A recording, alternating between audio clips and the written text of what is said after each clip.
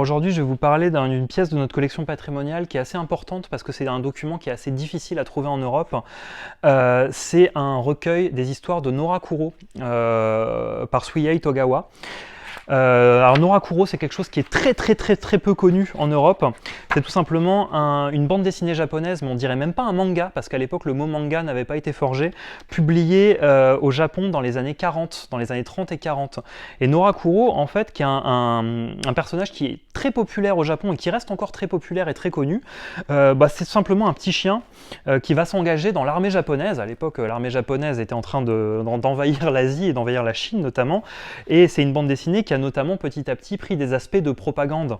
Et en fait, nous, on a des exemplaires de Norakuro qui sont conservés. Il faut savoir que c'est une bande dessinée qui n'a même pas été traduite en anglais, donc c'est très difficile aujourd'hui de retrouver des exemplaires de Norakuro en bon état. Nous, on en a quelques-uns.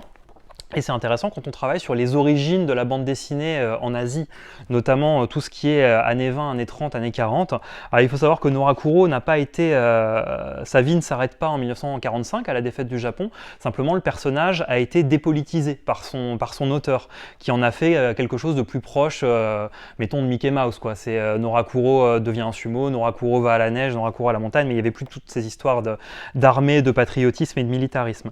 Mais néanmoins, c'est intéressant parce que les histoires de Norakuro ont eu beaucoup d'impact sur l'histoire de la bande dessinée japonaise après, puisque tous les auteurs qui vont inventer le manga, en fait, ont lu ça quand ils étaient eux-mêmes des enfants et ont repris une partie des codes de cette bande dessinée pour inventer ce qui sera le manga plus tard. Donc voilà, ça s'appelle Norakuro et c'est conservé au fonds patrimonial de la Cité de la bande dessinée et de l'image.